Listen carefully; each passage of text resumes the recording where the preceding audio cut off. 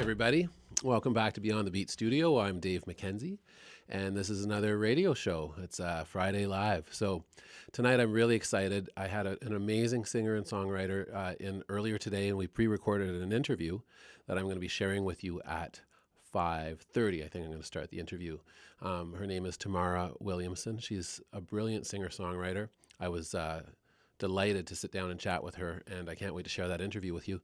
I'm going to play a lot of her music today. And tonight, I'm going to start with a song called Swim. That's going to be the first song that I play. But I'd just like to welcome all of you back. I'm thrilled, and we've got a great show tonight. Sean's going to be tuning in at 6:30, so you can see his live stream. He's going to be playing some music and talking about some of the concepts. So you can look forward to hearing him play, which I'm really excited about because he's fantastic. We love Sean. So, guys, dig it. Enjoy the show, and I'll be back with you in a second here.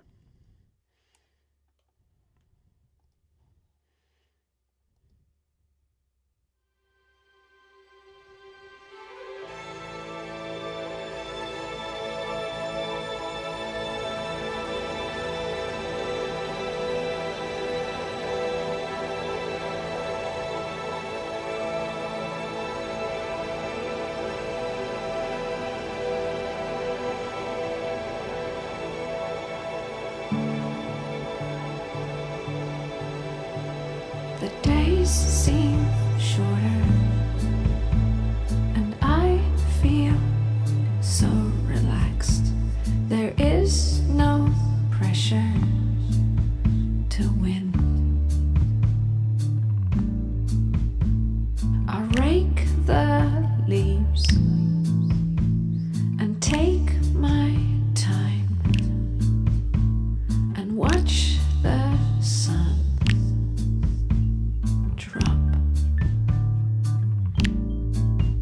And in 1, 2, 3, 4, the light, 5, 6, 7, 8, empty roads, 2, 3, 4, and the quiet, 6, 7, 8, skies, 2, 3, 4, and your voice, 6, 7, 8, in the night.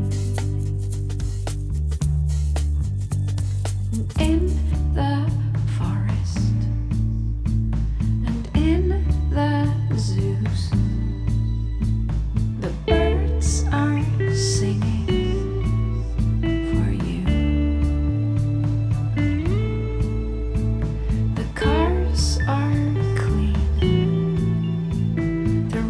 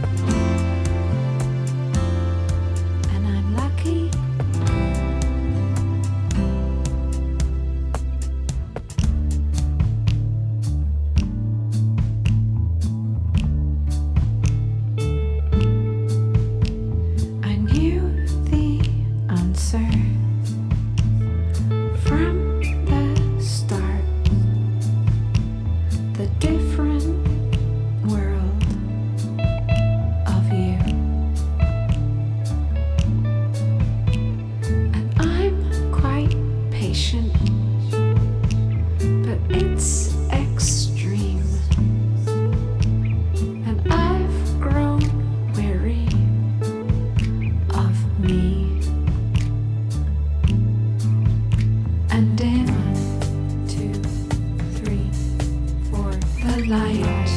6, 7, 8. There's the truth. 1, 2, 3, 4. And it's 5, 6, 7, 8. In my eye. 2, 3, 4. And I just 6, 7, 8. Needed love. 1, 2, 3, 4. And I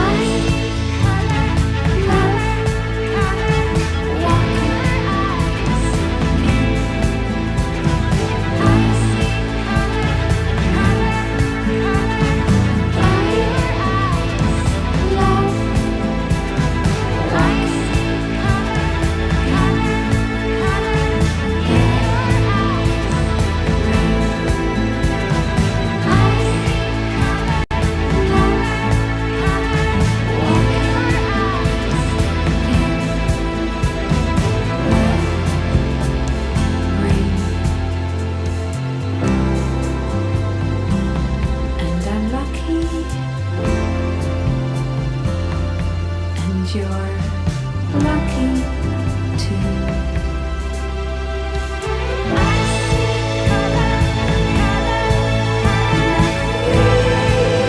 Just like an ocean, just like unsweet.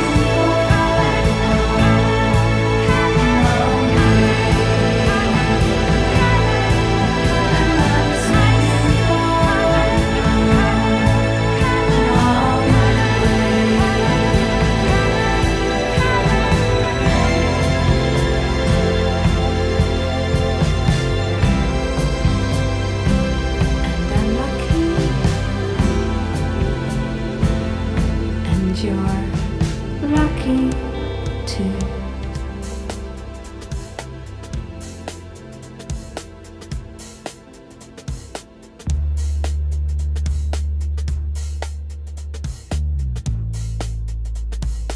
A, B, C, D, E, F, G, A, B, C, D, E, F, G, A,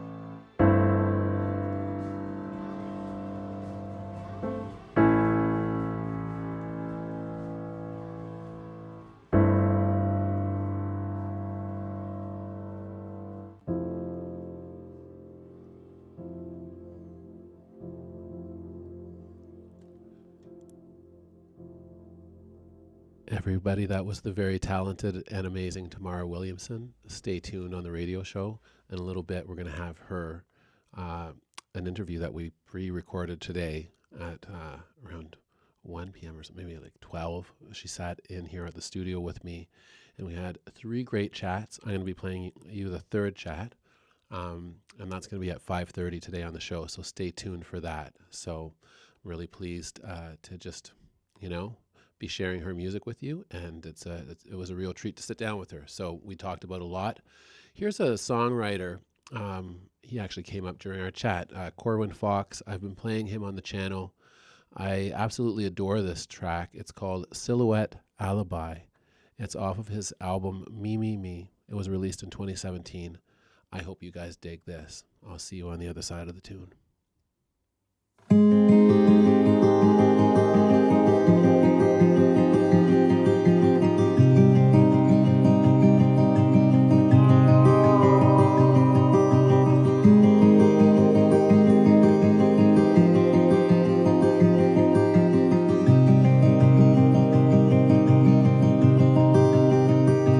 Every father bears a light that will streak through the sky. Even absence holds a place. Silhouette alibi. When they took me in the room, party died instantly. I didn't know them, but they came on. 4 of them, 1 of me.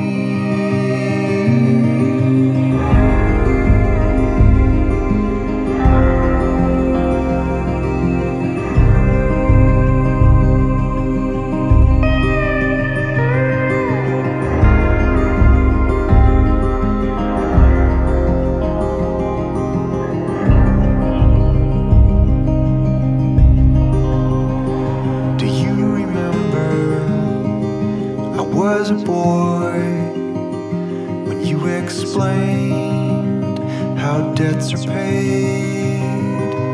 Then you proudly gave to me leather sheath, metal blade. I had it with me when they attacked. I lashed out before I fled. They stood frozen. He collapsed, held his gut while he bled.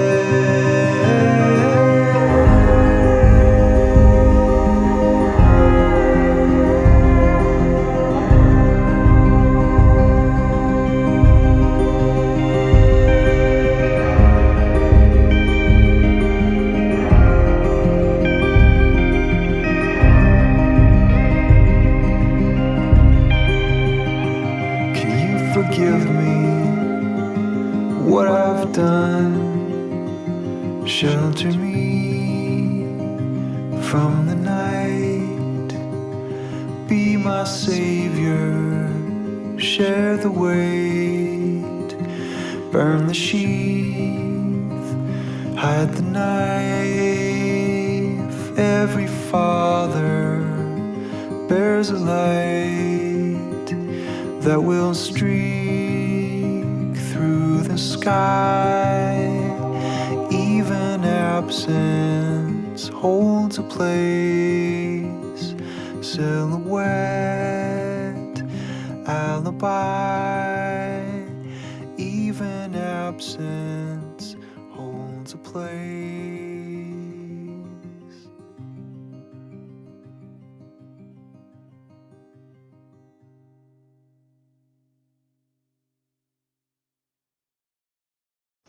Nine, 8, 7, 6, 5. I can just overdub that.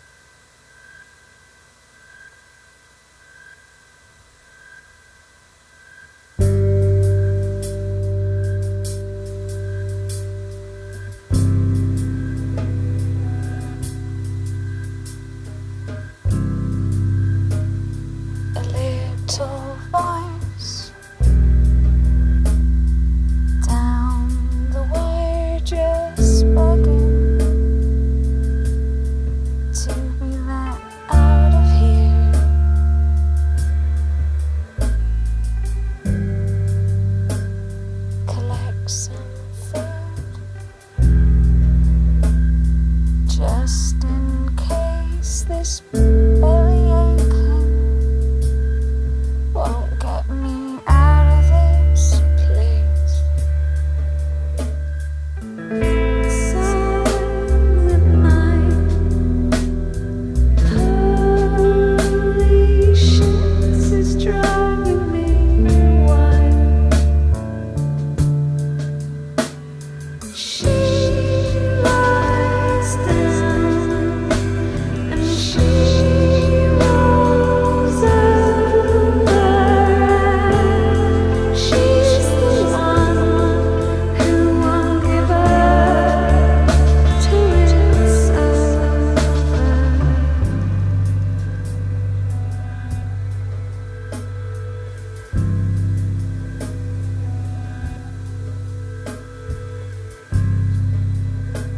This hotel room with frozen walls of you hung my pictures. You hung them all.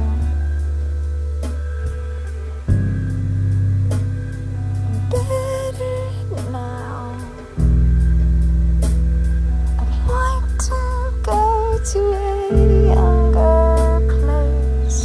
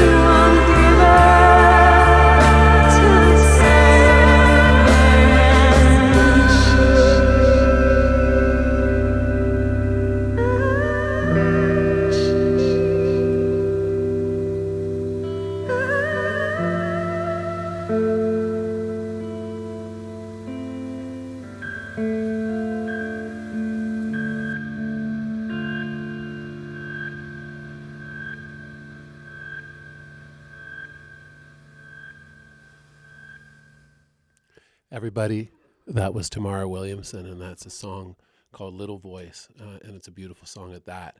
So again, she's going to be with me for a little interview later. We pre-recorded the interview, and I'm really looking forward to sharing that with you. So stick around for that. We'll be playing that at 5:30.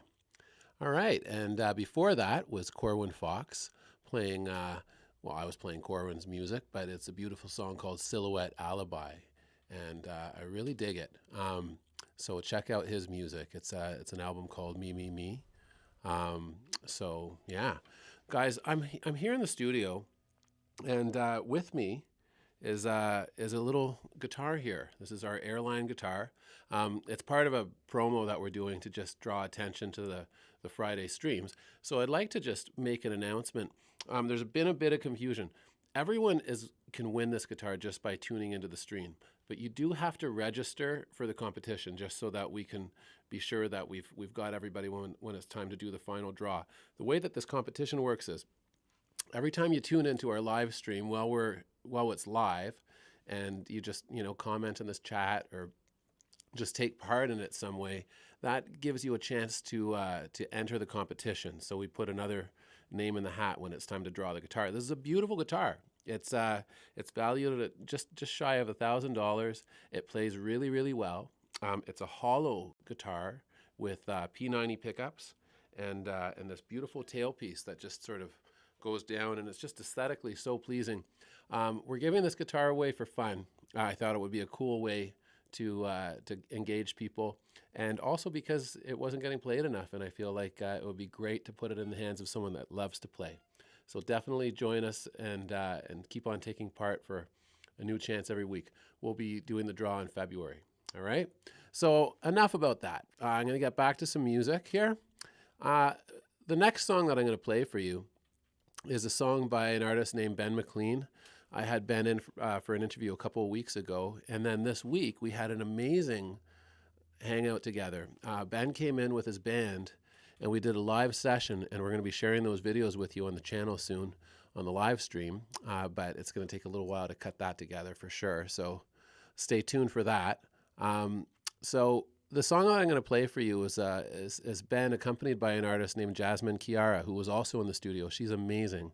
There is a whole R&B scene in Toronto that is just absolutely scrumptious, and these two are beautiful up-and-coming artists. So take a listen to this. This is a song called Dragon Fruit. It's off a double single that Ben just released, and I think you're going to really like it. Here it is.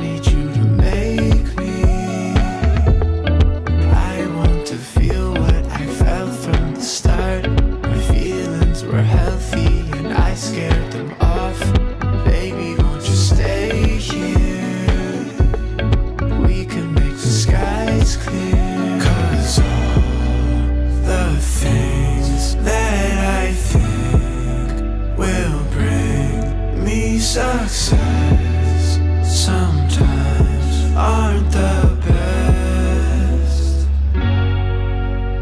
and all the time that I spend ain't mine. I have learned and lied for your love. I know you wanna grow up, and I feel the same. If we did it together, me and you only, baby, would you save me? You could be my safety. You're such a delight. I wanna fill you with light, but I can't stand to be wrong, and I don't always act right. So maybe you could change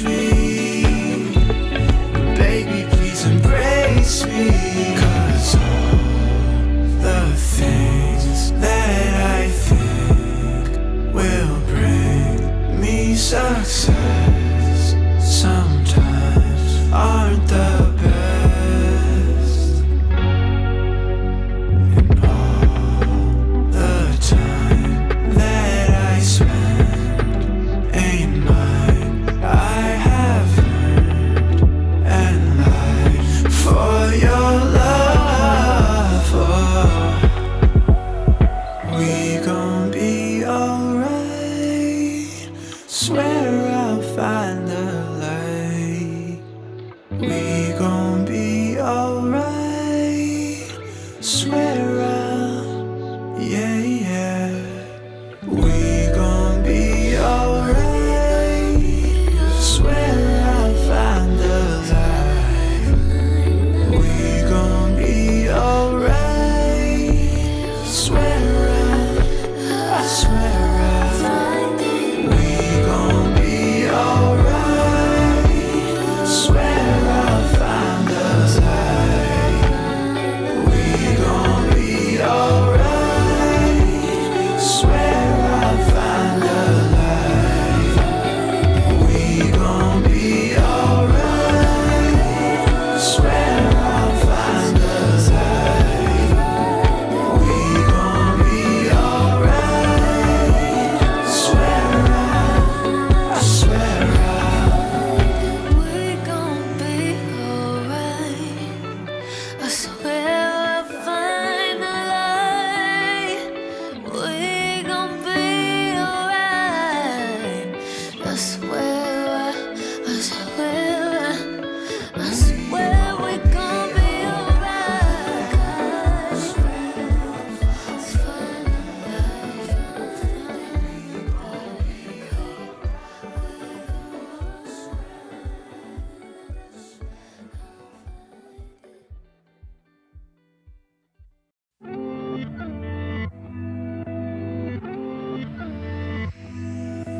All the things I do, will they get to you?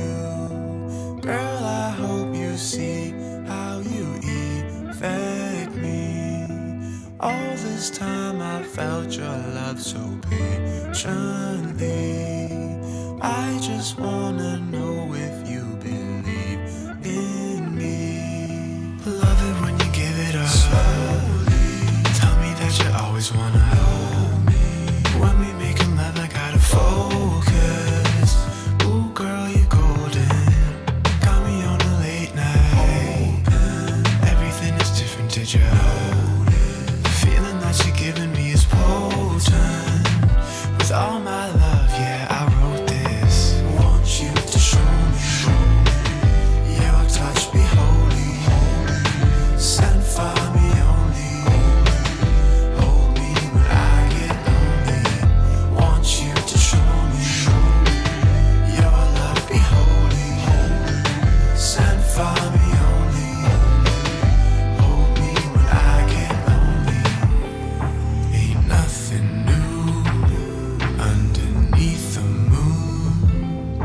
Your love resumes. Your love consumes me. Girl, I love the way you got me feeling. You're reaching and you got me going easy. Don't know what it is, but you release me. Yes. Every time you come around, you're all I see. I just wanna know if you believe in me.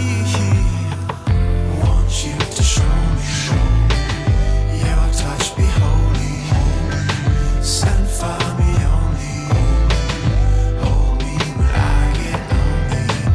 Want you to show me your love be holy.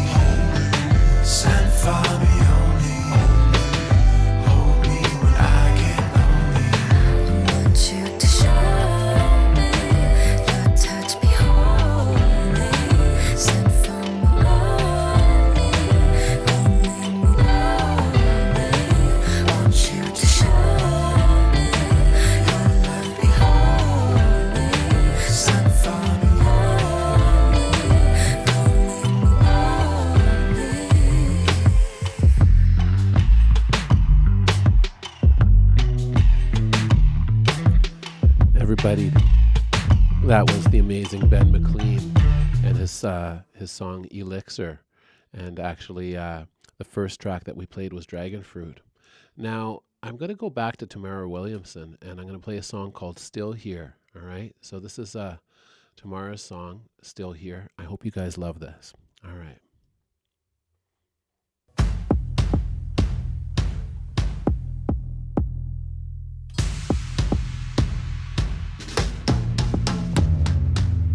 You didn't mean to say it, but you're mean to me.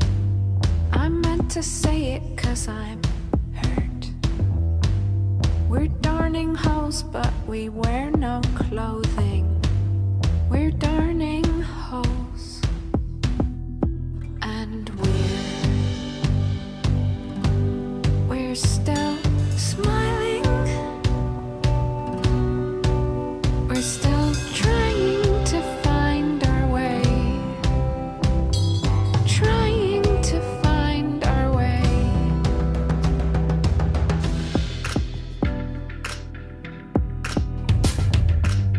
There is a signal, but I don't quite catch it.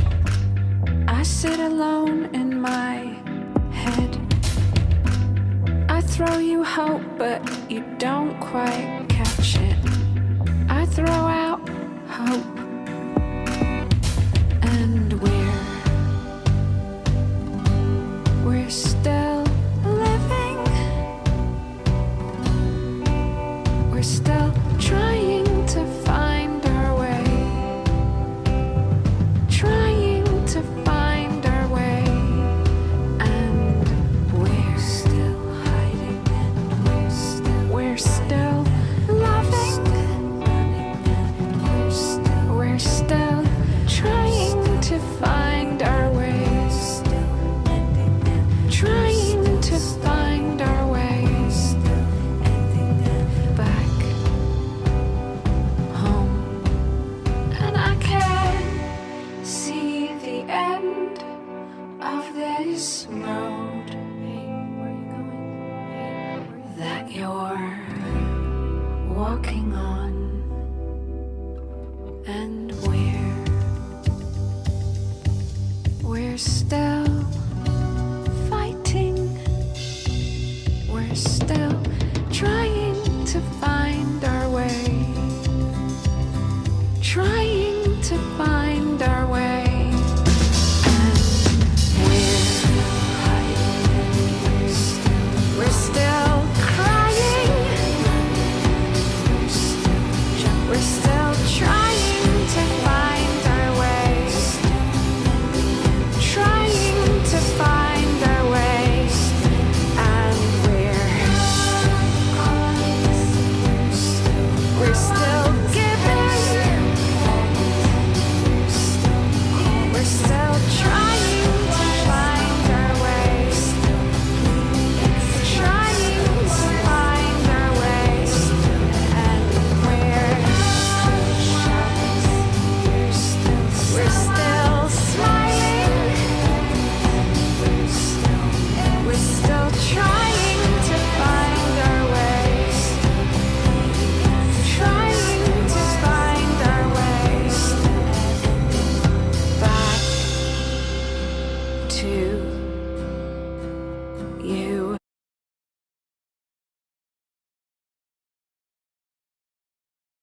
Sorry, everybody. A little technical difficulty there. Smoothly transitioning. My bad.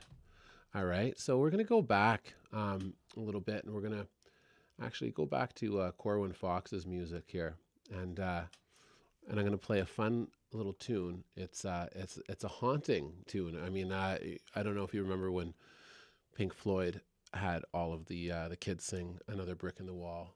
Well, Corwin did a similar thing, and he had these, delightful kids sing "I Don't Believe," and it's an amazing sort of risky take. But here's a great song off of Me Me Me called "I Don't Believe." Have a listen.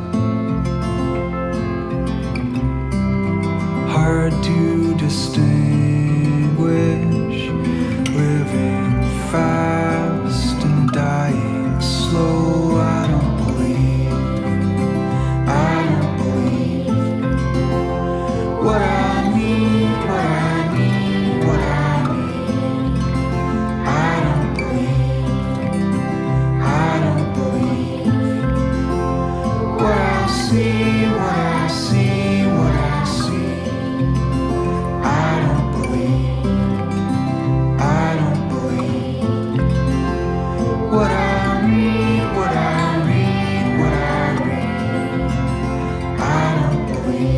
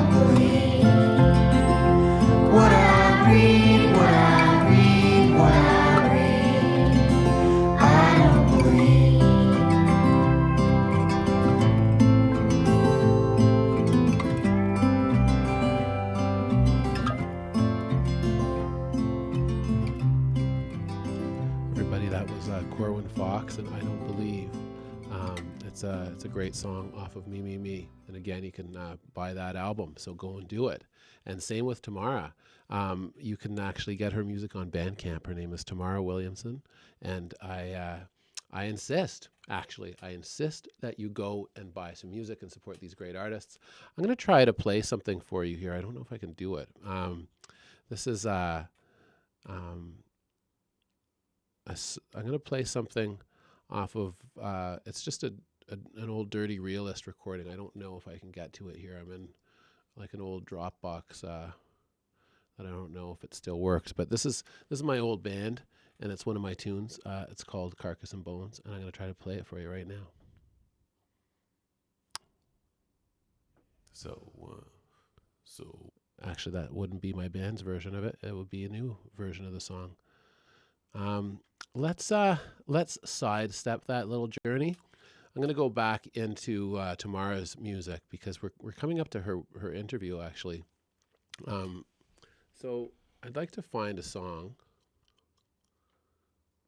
here called First Snow, and I'm not sure which album it's on. I wish I knew. In the meantime, what I'm going to do is I'm going to go back to Corwin, and there's some great songs that he's been putting out every month. So these tunes are actually, he made a promise, and Tamara made a similar promise to herself to put out a song every month, I think, during COVID. And Corwin promised to do that for 2020. So I'm going to go in and we're going to listen to one of his tunes, something recent here. And this is called Stencil. This is a single. This is released just recently, December 15th, 2020. And you can get it on Spotify, or you can go in to get it in Apple Music. All right, Corwin Fox, Stencil.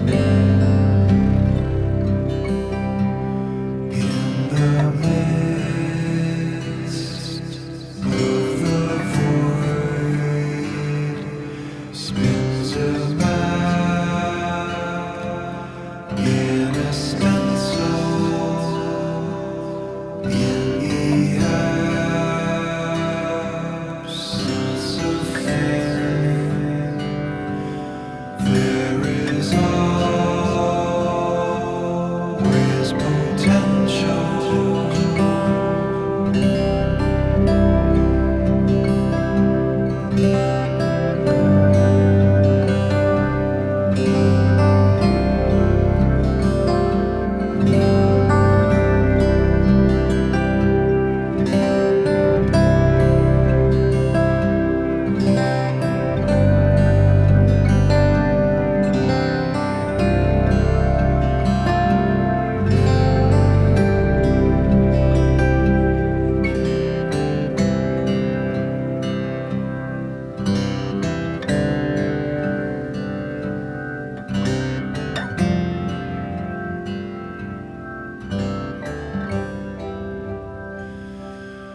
In the deep of the sea lies a boat with a paddle, and the sea loves a boat like the cloud loves a shadow.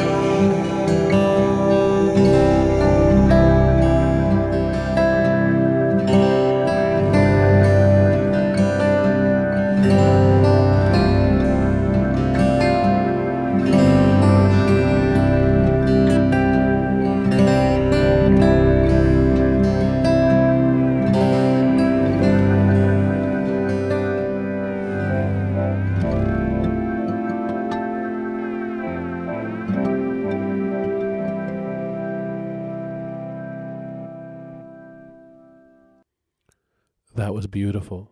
That's a Corwin Fox song, and it's haunting and clear and incredible. Geez, Corin, if you're listening, or if you do listen to this, very moving. It was like a hymn, right? Like a lullaby hymn, and I just loved it. All right, so that was called Stencil, and you can get that on Apple Music or Spotify. Just go and get it, buy it. It's great. He deserves the help and the support. It's not help. It's, he deserves your business. So we're going to play a Tamara song. I found it, First Snow. It's my first time finding it. And I hope you guys love this. Here it is, Tamara Williamson, First Snow, off of her album, Unconscious Pilot.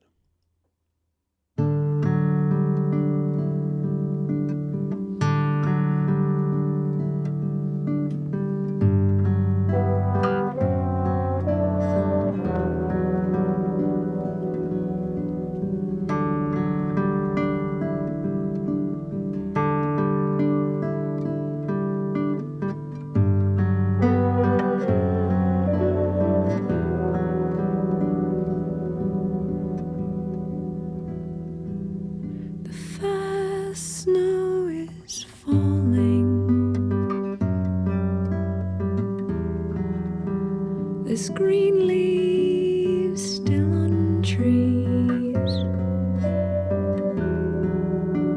Have we skipped a season from the dusty summer breeze?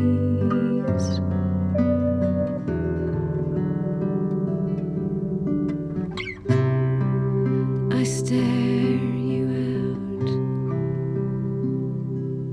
till your black eyes disappear in fur lining. If I didn't have the chance to be so childish, look away, look away, look away, look away, look away. Doesn't take a lot.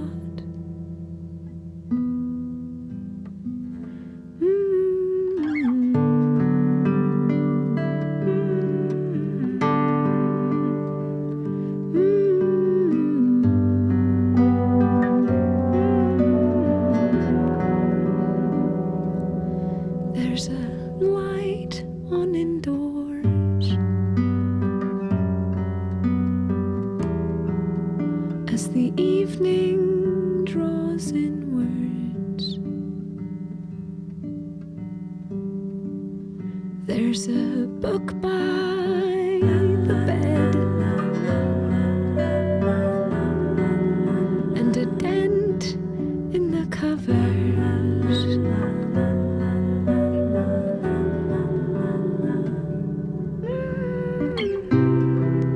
I stare you out.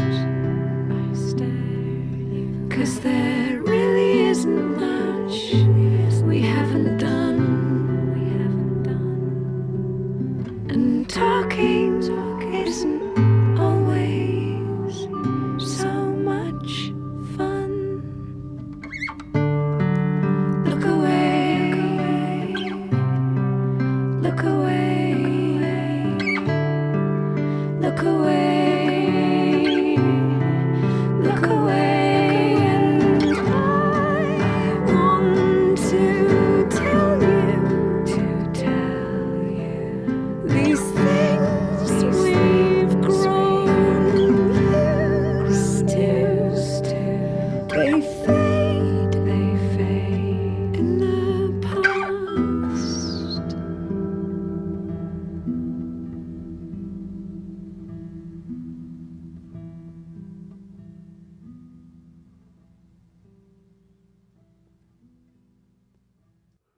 Well, that was a beautiful song called First Snow by Tamara Williamson. I'd like to go back to play you a tune by Jasmine Chiara. Jasmine was in just this weekend, this week Wednesday, and it was just a delight to have her in. We had Ben McLean in, and we had their producer Corey Adams, and he was just a great hang, a super knowledgeable and down to earth and fun-loving, delightful producer. And I just had so much fun with him. I can't wait to share some of those sessions with you, and we'll definitely get into it. I'm going to play a tune by Jasmine Chiara called Like That. Here it is.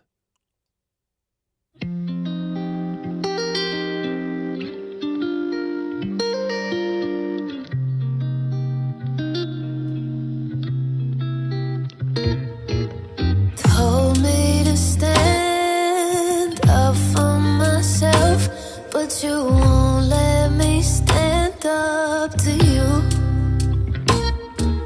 And now we don't talk, so all that I got are these songs. That's how I speak to you. Why'd you never come to see me?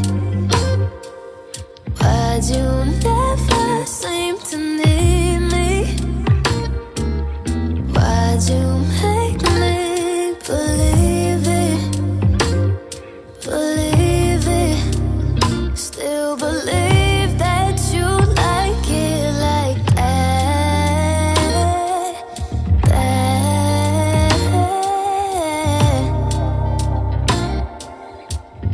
Do you like it like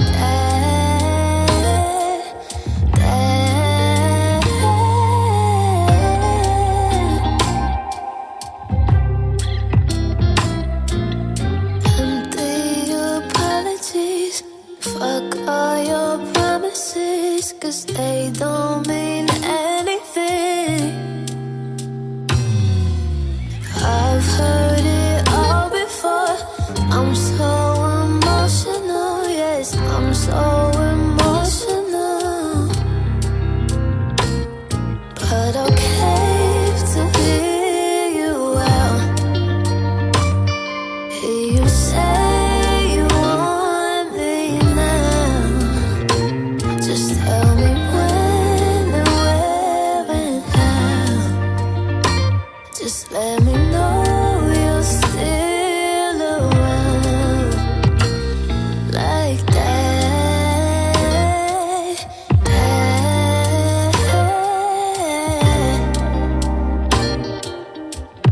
Do you like it like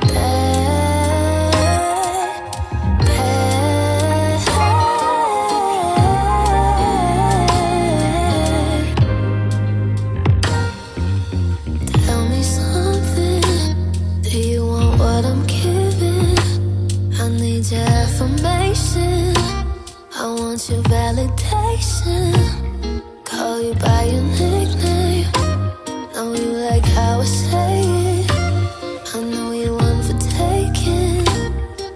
So just come and take it like that.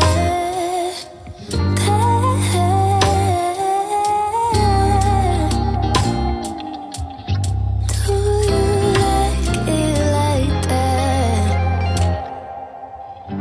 Do you like it like that?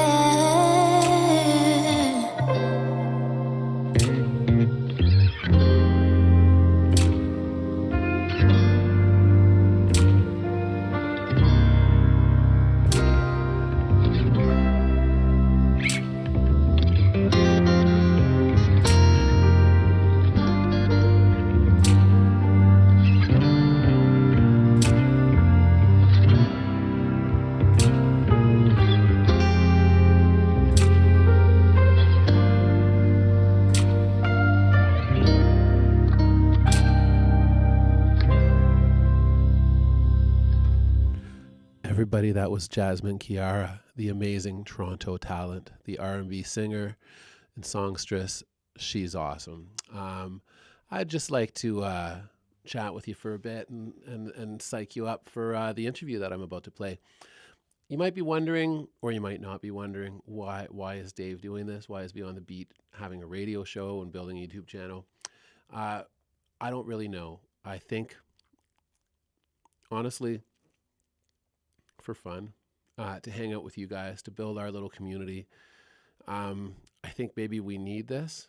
I think that there's just so many great artists just in our own community that's fantastic that I want to share with you and the kids coming up in the school. I mean, a lot of great artists come up through the school, and I want to share their music with you, and I want a platform for the kids to feel like they can sing and play and share it with the world, or our little world. That's the important world. So I'm here, and I'm here to tell you from the bottom of my heart that it's okay to dream big, and it's okay to pursue your songs and pursue your music and learn how to produce it and record it, and we can help you, and that's what it's all about.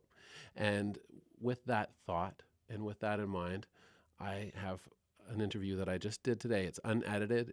We just sat down, me and Tamara sat down here in the studio and had a lovely coffee talk, all right? So this is Friday Live. My name is Dave MacKenzie, and here's the interview with Tamara.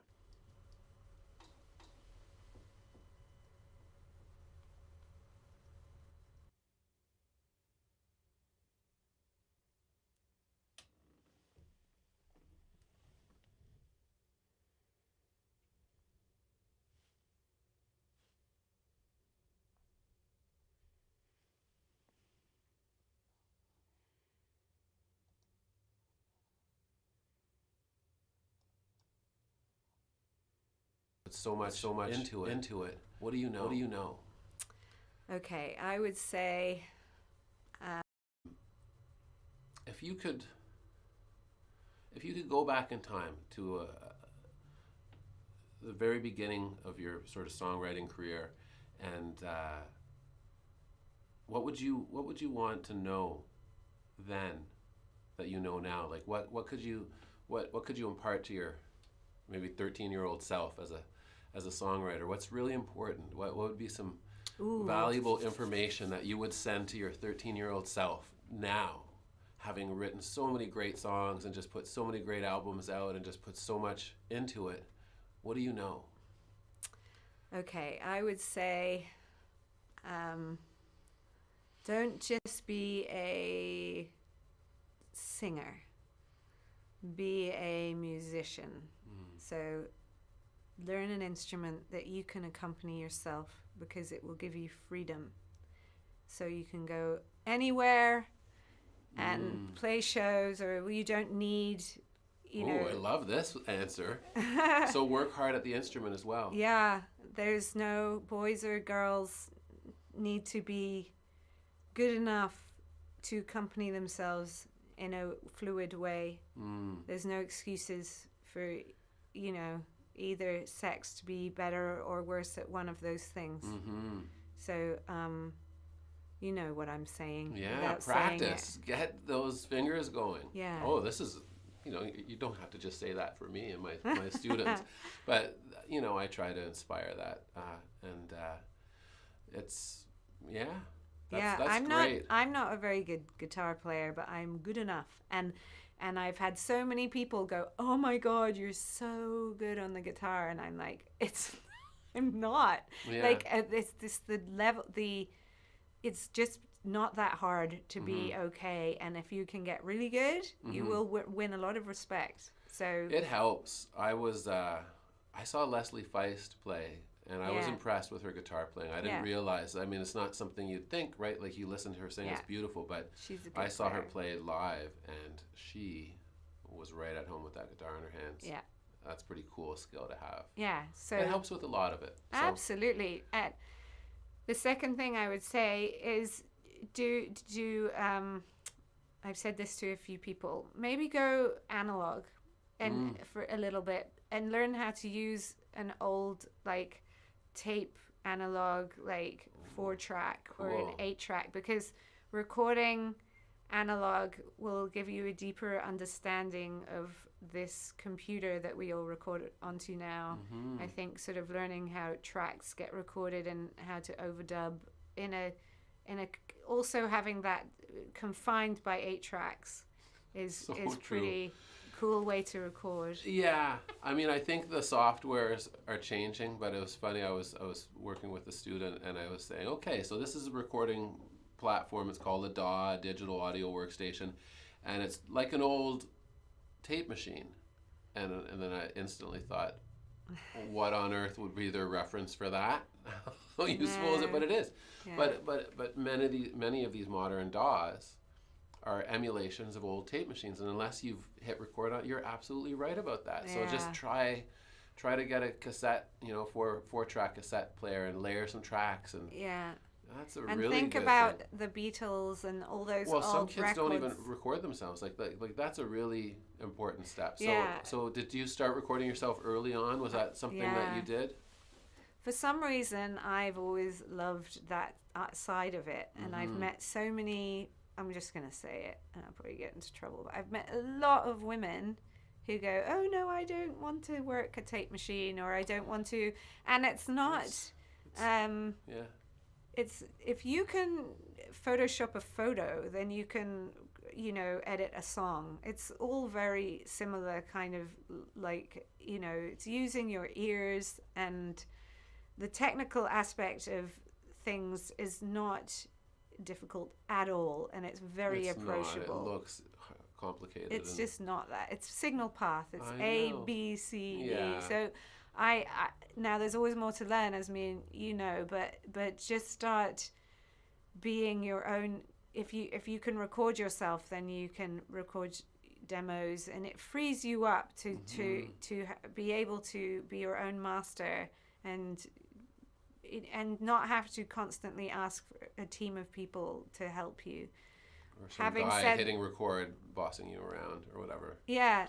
Having said that, sometimes working with other brains is awesome too. It's amazing. So being open to work with producers and engineers and something is also something Well, that I is feel like wonderful. you become better equipped for that the more you know, and the more you've sort of put your own time in, and you've done your work on your recording that side of your craft.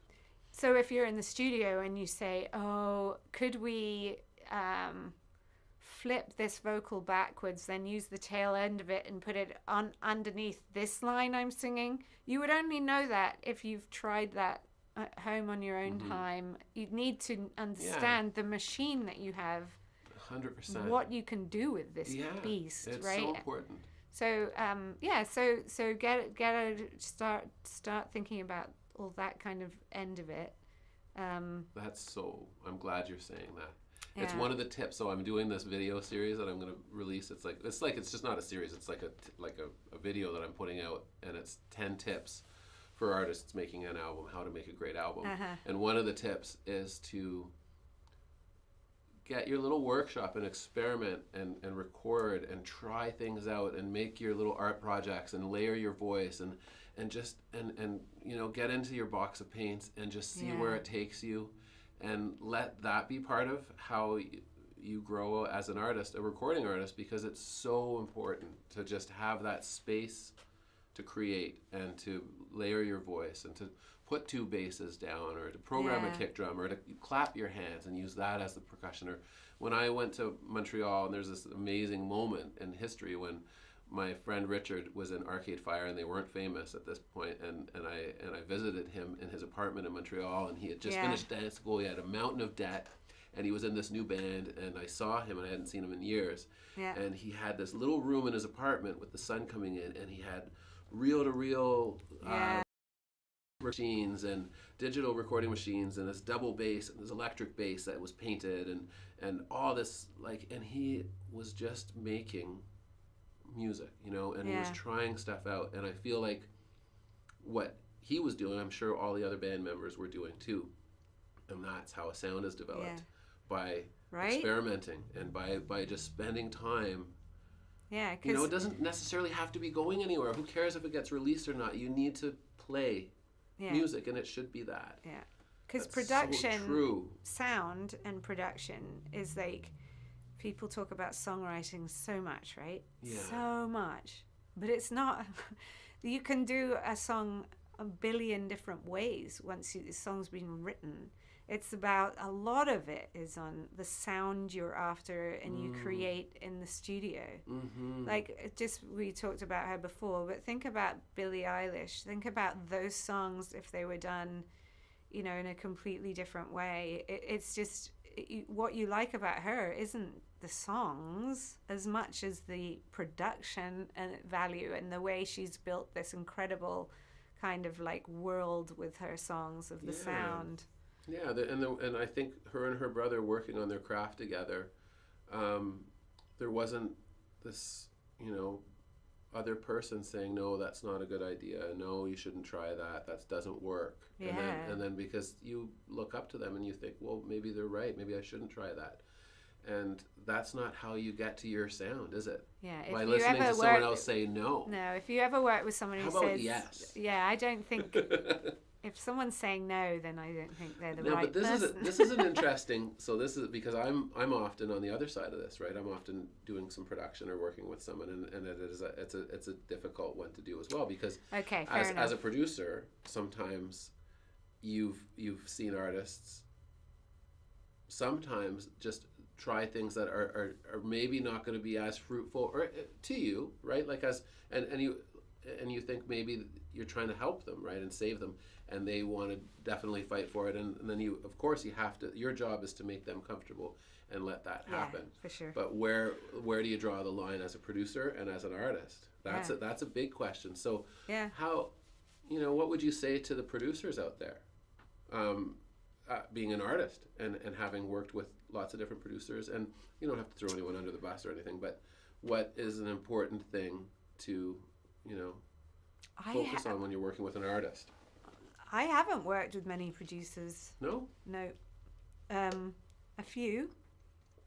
But I think you have to really, really interview your producer and see what music he likes, and make sure you really like them. That you can hang out and you like their sense of humor. You like who they are. You like the car they drive, the shoes they wear. Like, you have to be in the same kind of, I feel like they have to be in your tribe. Yeah, they have to be part of your band for a while. Yeah, because you do have to like what they like. Otherwise, I think it will lead to... When I was in Mrs. Torrance, we hired a producer and we had to let him go because in the studio, it was nothing to do with the music. It was because I had a personality clash with him, and I felt that he was being sexist, honestly. Some of the jokes and some of the things he would say. And so it made me uncomfortable to the point where I didn't feel like I could create well, because I wasn't, when I'd walk into the room, I'd duck because I'd be like, oh no, I don't like this guy. And so we let him go, and it cost everyone a lot of money. But, that was but we hired him because he'd worked on some pretty cool projects. But, at the end of the day, you have to really like that person. You're going to be in the studio a long time with them. Yeah. So you have to be comfortable. I know. Well, I think that's really true, and I think that's very wise. And I think life's short, and, we chose music because we love it, and and you might as well work with people that you really believe in, and because there's not enough time. I feel like, Yeah. it's so, it's essential. That's an essential thing, is to connect with who you're working with. Especially around making something like music. It should feel fun. You Yeah. should want. Now there's going to be. I mean, sometimes you have to take a creative job projects, for money, I guess. There's always. Which is okay. You can still you can always love something about some project, if you're working with people. Yeah. Even if it's not something, like yesterday, my friends, if you ever listen to this will laugh, was yesterday we were putting down bass, and this bass player loves fretless bass, and I'm like, how can you? I just don't understand, dude. For me, that's just fretless bass. You don't like the sound? No. And so. What about Graceland? What about Paul Simon's Graceland? Come on. Yeah, no, I don't really like it. None of the bass lines in that album? Well, anyway, for when we but were. maybe it could be for different projects. Obviously, it's not going to work. So maybe. It's never been an instrument I've gravitated towards. I just love bass, love it, but fretless bass isn't my thing. And I was like, you know what, do it. Just put it down, and the client, it's their choice. It's not my choice. If they love it, then I'm happy. Yes. But for me, that's just not my. It's one of the few instruments I can't imagine using. So, but it's just my taste. So. Well, that's true. Yeah, no, that's fair. Yeah. I guess that's where you're wearing a producer's hat too, right? And you're working with musicians. That's funny. Yeah. How much say should, now that we're on the topic, how much say should the musicians that an artist's working with have in the music? So for a songwriter. I don't really how ever much get room for them? What do you there mean? be? How much creative room? How much real estate do they get? If you're working with an artist with a band, right, a backing band. Yeah. And it's your music. This is a tough question. Oh. So it's your music. You're working with musicians. They're your band in a way, right? Like you're a band. But, so how much say do they get? With me? Yeah. Oh, well, you see. Well, or not necessarily with you. I don't want to put you on the spot with like your own relationships, but out of curiosity, how important is it for the musicians that are working with a singer-songwriter to have carte blanche? Does that work, or does it end up being a whole pile of nothing? Like, what creates the greatest music? Well, I think you have to be in a room full of like-minded people. If you surround yourself with a bunch of people who don't like similar music to you, then it's going to lead to problems. So there's always going to be a leader of a band. I'm just going to say it how I see it. Mm-hmm. So if people are coming into the room, that's what I want. One person is usually the leader of the band. Maybe there's two, but there has to be some consensus. And like any kind of political situation, there's going to be like somebody who has to make the final decision.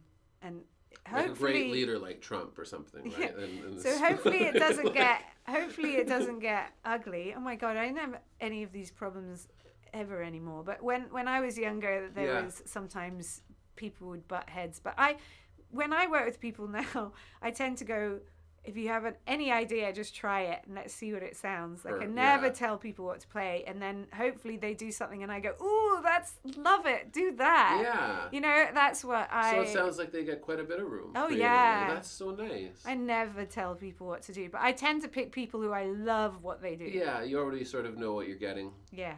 So, that's great. So that's where I think you make the decision, is when you pick the people. So find your people. Yeah, find your people. Find your people.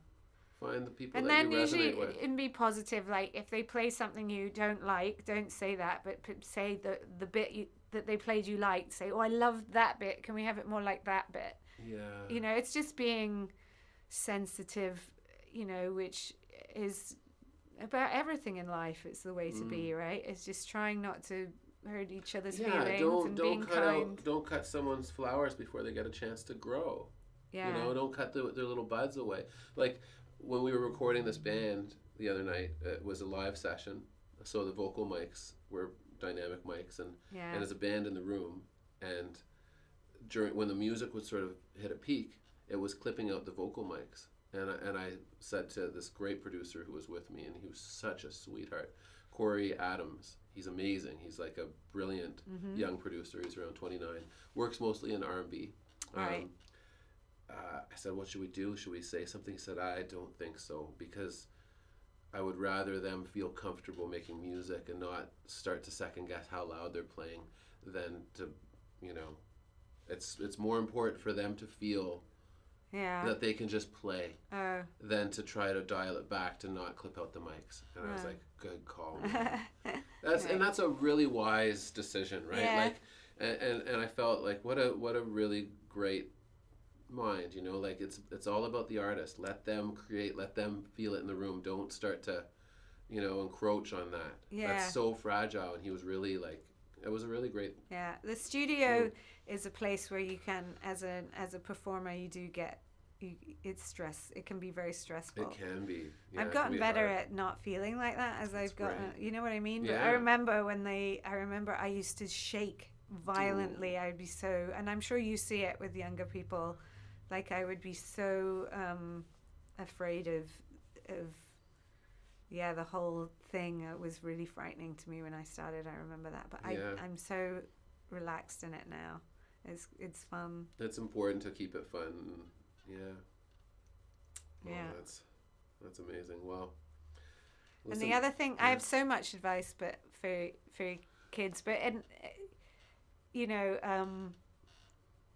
just like make it fun, but one of the things I say when I'm teaching is don't write 20 good songs, write one great one.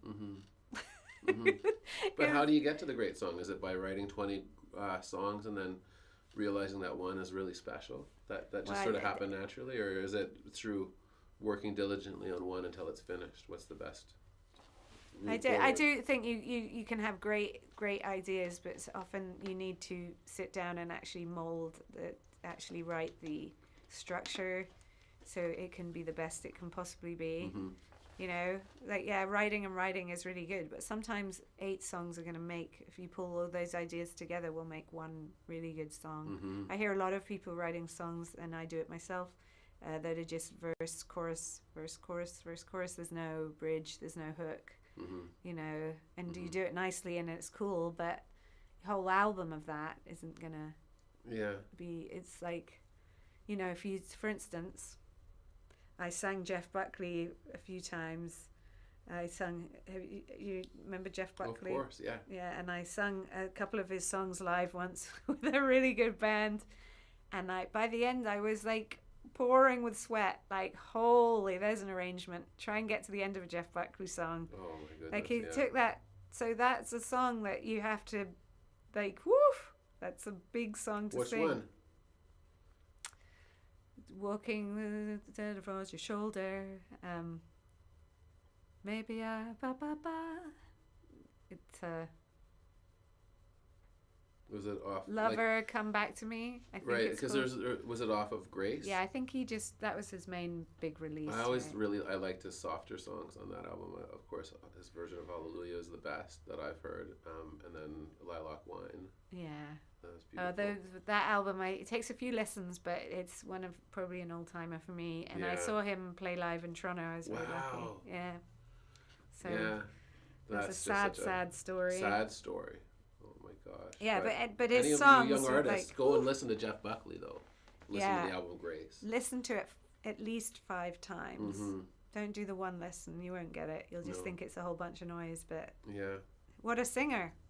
Incredible. He worked and worked and worked at that art. Oh, yeah. He could have sang any style. Could have been opera, pop, rock.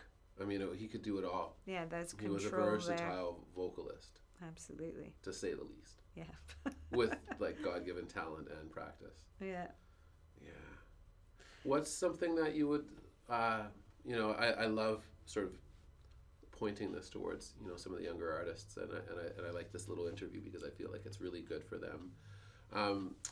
When you're writing songs, do you start with the lyrics or do you start with music? How do you craft your songs, or do you want to talk about that? Is that something that you would chat about? Yeah, that's a question I've been asked a few times, and it's so strange. I don't think I do. I think I start with the guitar. Yeah.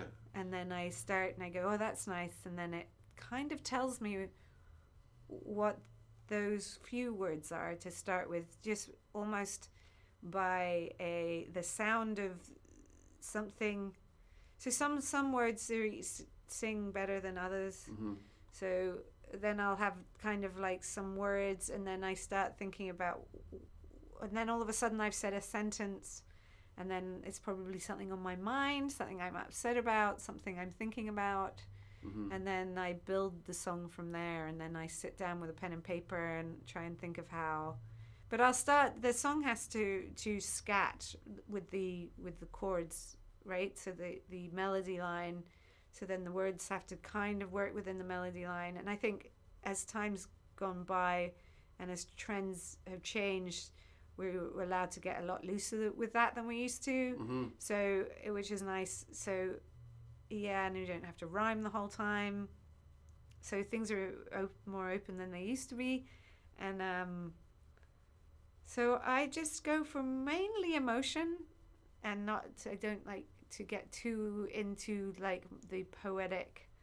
Do you think about what you're trying to say while you say it, or do you just sort of try to find the right words musically to fit with how you're feeling and just sort of interpret the song after? No, the song... Not every song, and I think every song's different, but the song has to... If the song doesn't mean anything, I feel a bit like a lame, old, useless person. Like I try and make and I always feel like a fraud when I'm playing it live. Yeah. Like I like the ones that... And some of them are weightier than others, let's just be honest. Yes. You know, some of them... No, I don't know. I think I've got like 500 songs on SoCan. So some of them mean more than others, you know, to me. And was that an intentional thing while you were writing it? I don't think it's none of it's that intentional. I just get into a flow. Mm-hmm. But it's funny, I have a song called The First Snow. It's very pretty. Oh. And it was actually written on a night when the snow was falling and everything got changed overnight. Like it went from being kind of the fall to being winter in one night, and everything changes sound, right, when it snows, and becomes this different world. And as I was writing it, my cat was sitting beside me, and my cat was staring at me. Yeah. And I remember looking at the cat and going, and just having a staring competition with the cat. And I wrote it into the song. And most people think the song's about a man, as they do. They always think a song's about a relationship, but it's actually just me and this cat sitting on the couch. So, but it was a beautiful moment, you know. So I wrote about that moment, and it was one of my most loved songs. So there you go. How people interpret songs differently. Like Neil Young's "Old Man," which I still think is really his greatest song. It's one of the greatest songs maybe ever written. Everyone thinks it's about his dad, and it was about a caretaker on the ranch that he bought. Right. Like, which is weird, right? Like I was so sure this was this like really poignant song about, you know, like these thoughts of a younger person reflecting on their lives and looking at their father's life, and it wasn't that. It may have been though. It may have. You're right, right? Like maybe he didn't know. Yeah, it all goes in there. There's so much. There's so much more behind every word. You know, there's and of course my cat experience is probably to do with my connection with people, and you know, and it allowed you to maybe articulate something that ponder or that's beautiful. I can't wait to hear that song. Poetry is so, you know, we've got into this raced up world where we're rushing and we're just trying to get everything's pushed, and pushing stuff is awful. So having those moments, like you get back to that moment thing again of enjoying your moments. So music and writing and stuff. Like I wrote the book, The Breakup Diet, which is actually also, I sell that, but Where can people get the book? Joy just to sit and write it. Well, Yeah. first of all, kids should probably not read it. Okay, so it's if they're old enough to read it, they're old enough to read it. I feel. Well, Kids- I don't think I mean, kids would like it, but yeah, so it's on Amazon.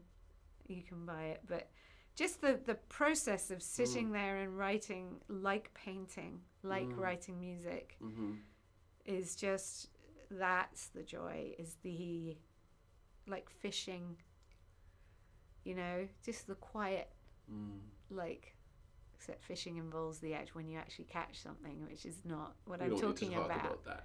But you know, they're sitting on the boat out Yeah. on the water, or just these things that I rarely allow myself to paint, and then I sit down and I get everything out, and I sit there and I finally sit there and I actually start painting, and I put on a podcast and I go, oh, now this is heaven. Like, I'm in heaven now. Oh, that sounds Why so nice. Why What didn't a I good- do this before? Yeah, why didn't I make time in my life for this? Yeah, so we have to be, you know, and again, back to therapy, we have to be nice mothers and nice fathers to ourselves and do Yeah. the things we love. Yeah, let ourselves do that. Yeah. That's so nice. It's funny that you brought it to fishing, because there's this moment. So Tom Waits is one of my all-time favorite artists, and in his induction into the Hall of Fame, which you can watch on YouTube, they put a bunch of clips of him talking and doing things, and it's so great. There's this one clip where he says, "Well, songwriting's like anything else. It's it's like fishing. You have to be real quiet to catch the big ones." And it was a beautiful line, and I just thought, I got goosebumps everywhere. And he said it with such sincerity. You know, like you've got to be real quiet to catch the big ones. And I feel that there's some truth to that. Yeah. Because you're kind of a vessel. Yeah. Where you have to become still and let you're channeling something that's bigger. Yeah. Maybe. I feel like you're channeling something that's bigger. I feel that you are, because I'm not talking about God or anything sort of religious, but what I'm saying is that I feel that writers and songwriters and artists are teachers at best. You know, when they're at their best, they're teaching human beings how to be more human, or they're showing us who we are in a way. You know, like there's this beautiful ability for a film or a song or a painting or a book to really teach us about who we are. Those heart-rendering moments, right? Which is like music can be the same emotion as falling in love. I think that's why it's been so popular through the ages. You know, that moment where you slightly go, oh, like, you know, and something's really moving. Yeah. So channeling that, I think it's like that thing that is that emotional, big, huge, great big. For some reason, I'm thinking of a one of those things that mixes cement. But you know, that huge churning, big thing of emotion that we have, and like channeling that into some little form that you something can, concrete. Yes. It's really nice to be able to do that, and whether or not you do that for yourself or do that for other people, it's like that. The process is, there's a lot of joy in the process. There really is, and it's, you know, we're always sort of, I feel that there's this sort of tug of war going between, you know, we want people to react to the music or the art that we make in a certain way, and we want to get that reaction. We want a lot of recognition for it, and then there's, on the other side of that tug of war, is just that shouldn't matter, and it's a personal pastime that's really important, and it's the process of reconnecting with ourselves. Isn't that what's important? So but it's hard not to want. I mean, it's a funny thing, because you're making something for yourself, but you're also making it for an audience, and you can be caught sometimes. You know. Yeah. That's one of the You know, it's like a tightrope. Yeah, it's totally true. That you're I walking haven't as really an thought artist. about it in this way before, but it is like, you know, I've always, there's been a bit of a struggle with this is actually a good topic for if you're talking about younger people, but if you think about how young people, their families might not understand what they're doing, because they might be wanting to sing songs about the way they feel, and sometimes their family members, this happened to me, would be like, oh, nobody wants to hear about your problems. I can't tell you how many times family members have said that to me, and I would be like, well, I don't understand, because everything I listen to is people singing, like music is always about feelings, so why am I not allowed to talk about mine? But my family members would find it a bit embarrassing or something for me, because they were too close to it, or to me. But that's I think. How did that make you feel? It was really upsetting, like really upsetting when I was younger. And I remember I had a big show, a massive show at the Danforth Music Hall, and my brother coming, and he went up to people in the audience and asked them whether or not they thought I was going to make it. And he came backstage after and he said, well, I asked quite a few people whether they thought you were good enough to make it. And I'm like, what definition of make it do you want? Yeah. I'm playing the Danforth musical. I think this is pretty good. Made it. It's pretty good. Like, Making oh yeah, I music is mean, I making could it. get bigger, but I don't know. I don't know what I'm not doing it to make it. I just never. Well, it doesn't matter. Schubert didn't get his own piano until like the final year of his life, I heard. Yeah, I think Schubert. Like think about how many piano songs and concertos that he wrote, but he didn't even have enough money to get, like, he didn't make it. There's no making it. No. It was, making it is making it. You make your art. That's making it. There you go. You That's know, like, brilliant. Yeah. You just made it Yeah. with your make it. Yeah, that's what's important. Is it there? Yeah. Was it there to begin with? You just made something that wasn't there. That's beautiful. Yeah. That's your little creation. Yeah, and my life as a musician, as tortured and tormented as I've been as a person, I've had a great fun with music. That's I've beautiful. Amazing experiences, gone Yeah. to amazing places, met so many incredible people, fascinating, interesting people who I would have never met had I been working in doing some other job. So I have loved it, and that whole side of the getting it out there and meeting like-minded people, and that's so wonderful. And so playing it for yourself is great. But if you do love to perform and you want to take it out there, it is like this big club, you know, that you're a part of. If you're a playing touring musician and you go to these things and you meet other musicians, it's so nice finding your tribe and just, you know, working with other people. And I have never had any problems really with personality clashes, hardly any in all those years. Yeah. Because musicians, I've loved musicians. It's just a great Beautiful. bunch, right? Yeah. I think so. Yeah. So it's been a good journey. That's amazing. Fun, eh? It's so fun. And Yeah. I was just thinking, I was having this thought as I'm, you know, seeing you and listening to you talk about this. And I was thinking, you know, on my deathbed, you know, if I were to look back, if I could really try to imagine what that might feel like, and to know that there's no more time, and I could look back on my life, and I could, all of those great moments making music and playing music with other people, I wouldn't trade those. But if I were to make millions of dollars and to go and spend that money, it's almost like a waste of time. But to actually just make music with other people, that's what I love. And it's just so cool to you know, to be able to do that. And sometimes the money, it just is, even talking about it, and it can ruin a project instantly, and who owns what, and it's bullshit. Yeah.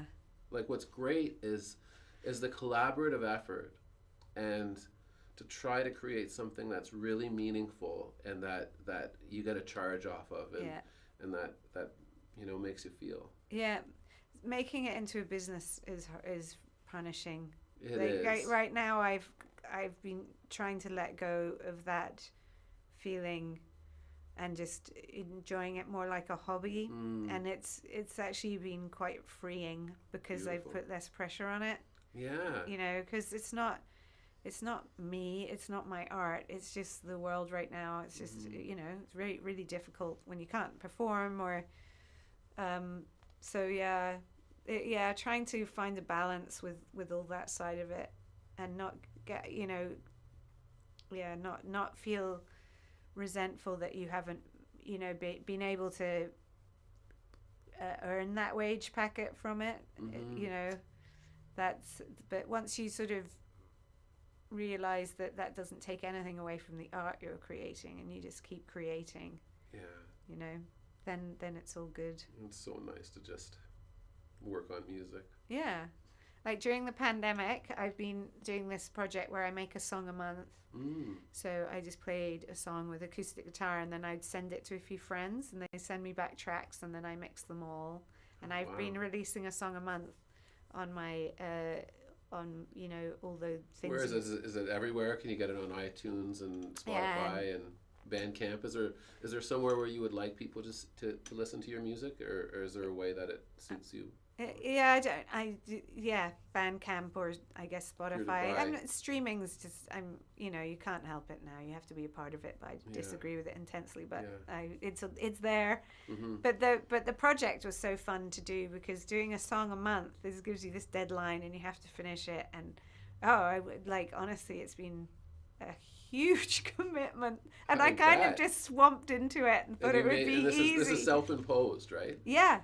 Wow. And now I'm like, and then of course I thought that I'd just make kind of these weird little recordings, but they turned into these big productions.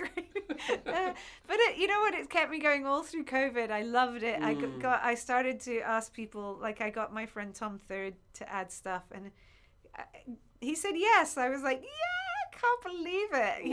He's. What could he say? I don't have time. Right. There's no way out. Everyone has time. That's all they've got is time. No one can lie. And no one can say I'm busy. Say what? Doing what? Exactly Watching Netflix? Wasting your life? Yeah. So he loved it, and then because you can fly things to each other through these amazing computers, it's amazing. There's no excuse not to make stuff if you feel like it. So it's been really good.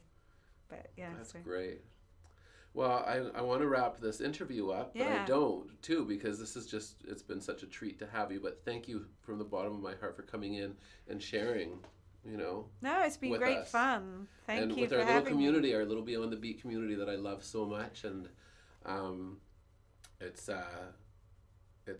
my joy and honor to sit here and chat with you about your music and your process. And it's just so pleasant. And I thank you.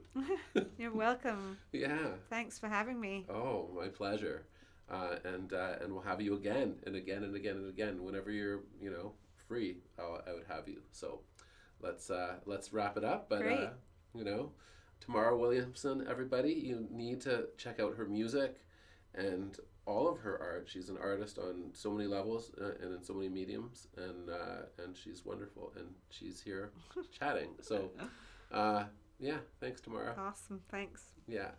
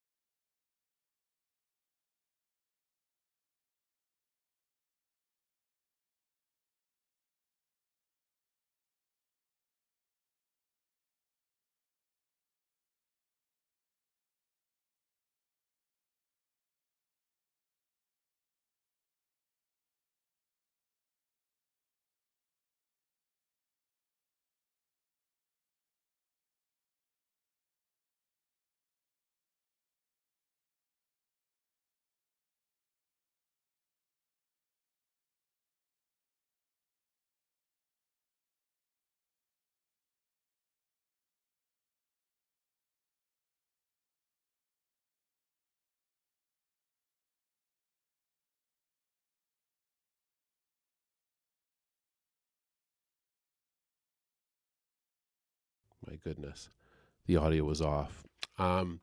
So, ladies and gentlemen, this is Tamara Williamson. I'm going to play a tune called "Cut It Off." It's a single, and it's one of her more recent singles. All right, so this is "Cut It Off" by Tamara Williamson.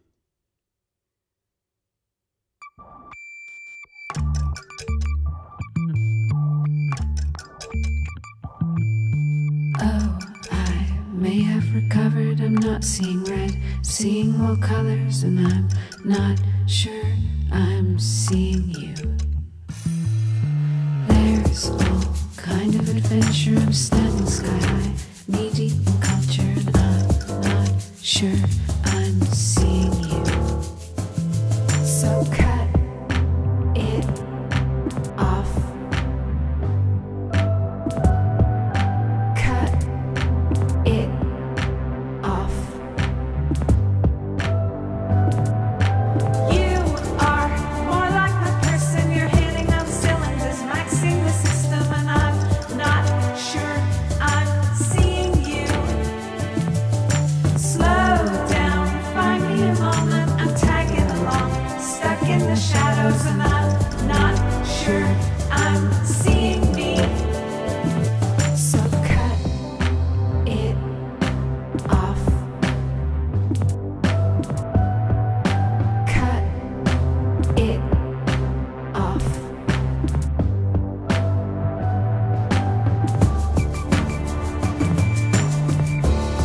'Cause this is my life. This is my party. This is my day. 'Cause this is my life. This is my party. This is my day.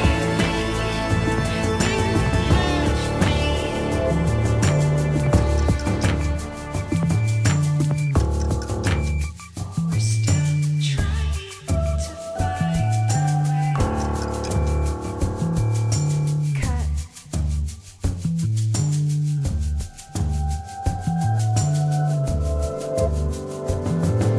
Slow down, find me a moment. I'm tagging along, stuck in the shadows, and I'm not sure I'm seeing me. Oh, I'm part solution. I'm trapped in my brain, part information, and you can't see the best in me. So cut it off. Cut it off.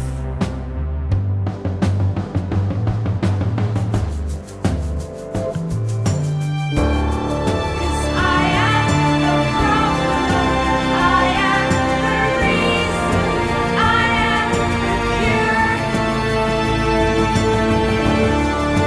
I am the problem, I am the reason, I am the cure. You are the problem, you are the reason, I am the cure. You are the problem, you are the reason, I am the cure.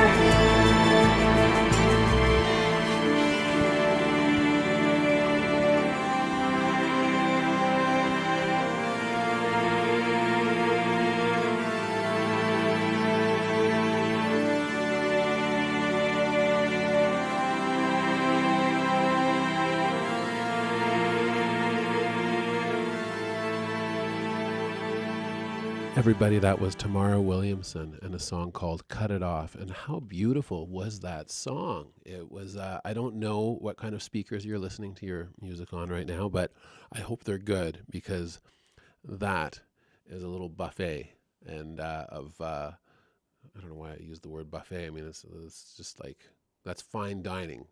Scratch the last thought. It's not a buffet. It's fine dining, but not so, and it's just the most beautiful thing. Tamara, that is great. Beatles-esque at times, and just and modern and fantastic. I'm going to skip over here to a tune called Flashback. I hope you guys enjoy this. This is Tamara Williamson, Flashback.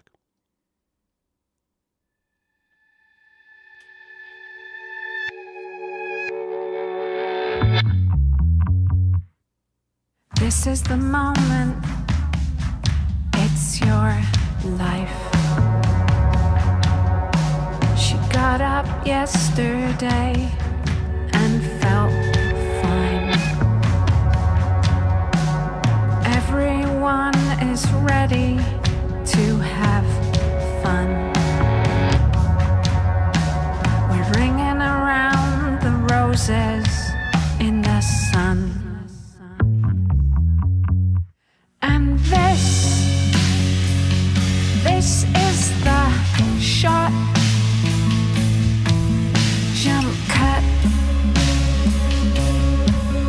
flashback.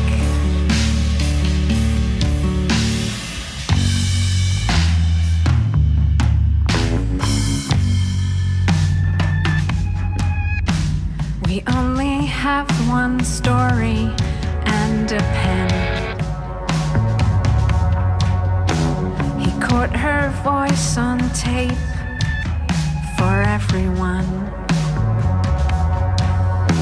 She left behind a map and some films.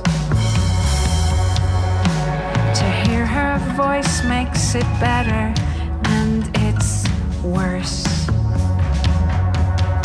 And this is the shot, jump cut, flashback. And in the next scene, she comes back, she comes running in.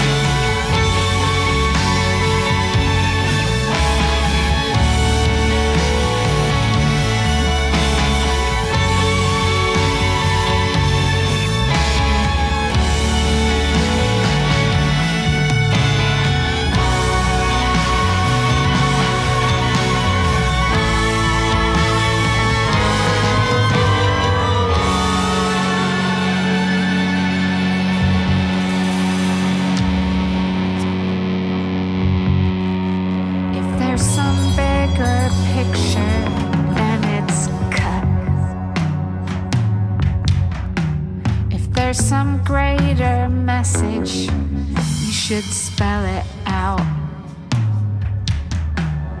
Why'd you take the cream and the fire?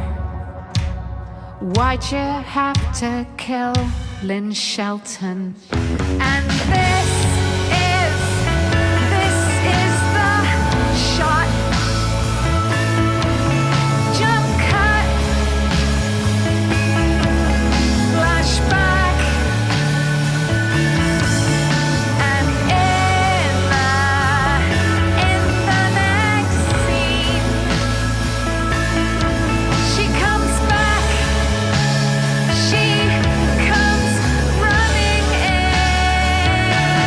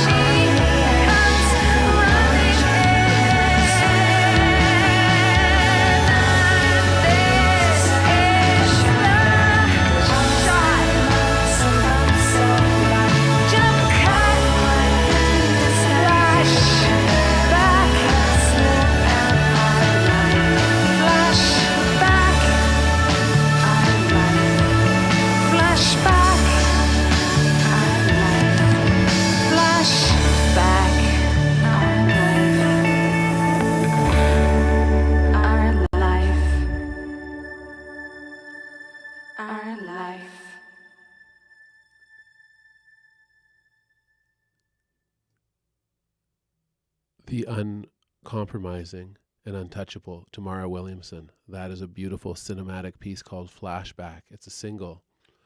People re-listen to these songs and really go for it.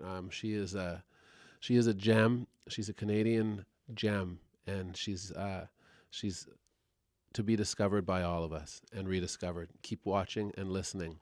All right. This is a tune of hers called "Still Here." I hope you guys dig this. Coming right up at 6:30 is Sean Clary, and he's going to be doing a master class with you and doing some performing. And so you can hear some live music on the stream live from Montreal. Here's our final tune, and thanks for tuning in to the radio show. My name is Dave MacKenzie. This is Beyond the Beat. Subscribe to our channel, like the videos, check it out, dig it. We're doing our best. We're going to keep getting better because we love it and we want to do it for you. Here's Still Here by Tamara Williamson. So long, everybody. I'll see you later tonight.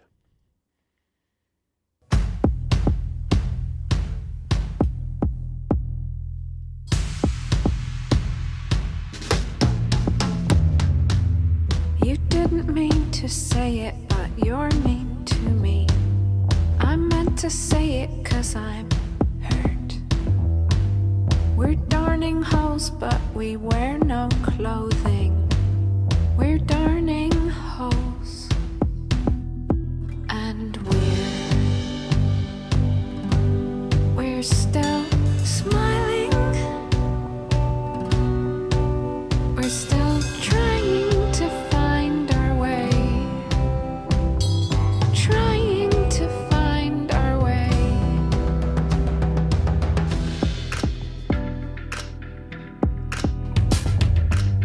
There is a signal, but I don't quite catch it. I sit alone in my head. I throw you hope, but you don't quite catch it. I throw out hope, and we're still living. We're still trying to find our way, trying to find our way, and we're still hiding, and we're still loving. We're still trying to find our way, trying to find our way back home. And I can't see the end of this road that you're walking on. And we're still